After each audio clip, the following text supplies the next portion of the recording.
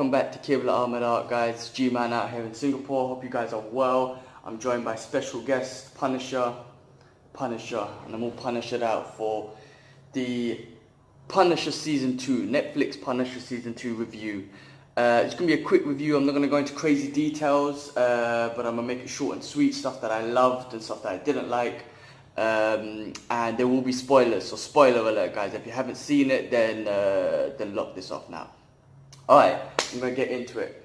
Alright, I'm a Punisher fan, obviously, so I'm a biased guy and I love it, right? I love John Bethnal's portrayal of the Punisher. I just think it's great, the way he portrays it. And I understand these seasons are trying to build a character towards a Punisher, like a human, almost like a human relatable character, rather than what we've seen in the past. Even though I love the movies from the past, but they were just, vigilante stories, Punisher doing his shit. We know Punisher from the comics that, yes, his family died in the war, his family was killed, and even though he found the people responsible for his family's killers, he carried on that war on the streets and just became this violent vigilante. But in the Netflix show, what I feel that they're doing is basically, I think they're building character rather than just making him that stone cold killer, building more character than anything. So yeah, this season starts off, it seems like he's at peace. He's moved on from the war. He's found his family's killers, and he's dealt with that, right? And then he's in a bar, he's just chilling.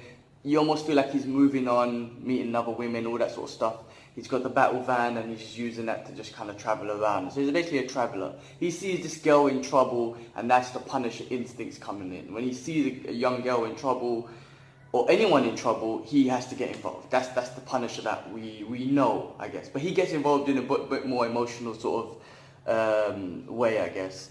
So this show becomes about this girl. She's involved in some shit, and he's trying to help her out. I'm not going to go into crazy detail about it, but he gets involved. That's how the Punisher that we know is involved in this sort of situation, scenario, and whatnot. Which involves politicians and blah blah blah blah blah. But he's there ultimately to protect the girl, and maybe they have a conversation with the girl. The girl at the conversation starts asking questions about his daughter and stuff, and his daughter would have been a couple years younger than this girl. So there's always this element of stuff to it. Jigsaw makes an appearance in this. Billy Russo, Billy the Beaut. You saw him from season 1. It was his close friend. That was the difference. They made it a bit more relatable, in the sense that trying to give the character a bit more relation to him rather than just a normal assassin. So it was this boy. My first reactions of Jigsaw was I didn't like the fact that he didn't look fucked up. He had a couple scars on his face. He still looked freaking pretty. He still looked like a good-looking dude. So I wasn't really like, okay, wow, he looks like Jigsaw, like a jigsaw puzzle on his face. I get what they were trying to do. I think the Jigsaw was supposed to be in his head because he forgot everything. He was trying to pull it all together.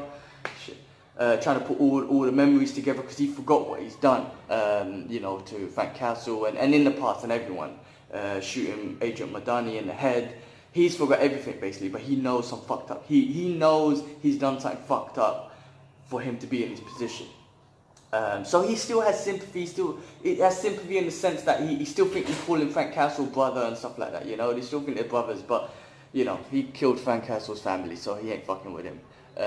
But the jigsaw puzzle was more in his head than his face. So I wasn't feeling that he should have looked more fucked up, I think, and that would have been more great from a visual perspective, from what so that storyline continues. There's going to be that storyline. He gathers some troops together to kind of do some sort of, war veteran troops together. They're all relatable in the sense that they feel like they're not needed anymore. So he kind of uses that to his advantage to form a gang and whatnot and do some shit.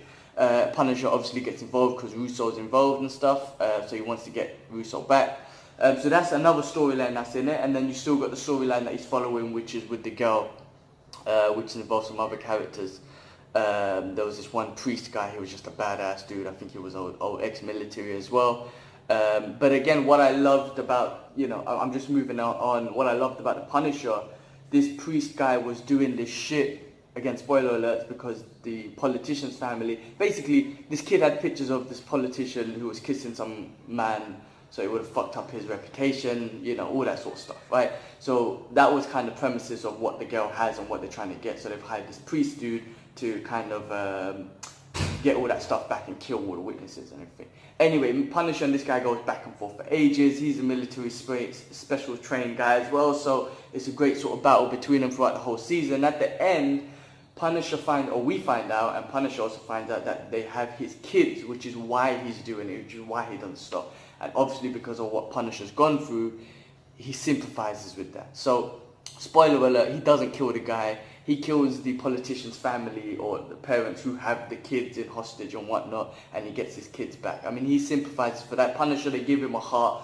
The Punisher that we know in this season, which I'm kind of in and out with, like, he has way more sympathy than I know of. You know, the Punisher that I know in the comic books, he doesn't even think. He just blasts his people. We saw that in one of the best things that really got me into it was in the Civil War comics, where he joined Captain America's team and then some villains wanted to join and he just like he blasted them straight away. So Cap beat him up and kicked him out. That's the Punisher I know. He makes a decision like that. You're a bad guy, you're out. So in this show, they gave him a lot more sympathy, especially when he's got family, when the villain or whatever has family involved, like kids involved. He shows a lot more sympathy. I don't want to say I don't like that. Right? It's not the Punisher I know, so I'm trying to get to know this new Punisher, which is a lot more of a sympathetic Punisher. But, you know, I'm a bit on the edge, I guess. But I do like it. I do like the character they're building. And for TV, for more relatable stuff, you need to build a Punisher that's relatable, I guess. And for him to have a little bit of sympathy with these bad guys in the sense that, you know, they're family men and whatever. It kind of builds Punisher, a character that we don't know of. So like I said, it's something I'm getting used to. I do like it. In some instances I don't, because I just love that rawness of Punisher, where he just doesn't talk and shoots and blasts people. So that's my other sort of criticism that I'm on the edge about, you know. I think I do like the character building. I think that's the Punisher I'm going to get used to on these shows. I'm assuming it's going to get cancelled and Disney's going to move them over.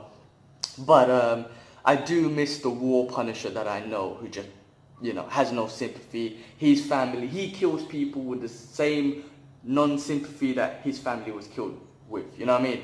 That's the Punisher I know.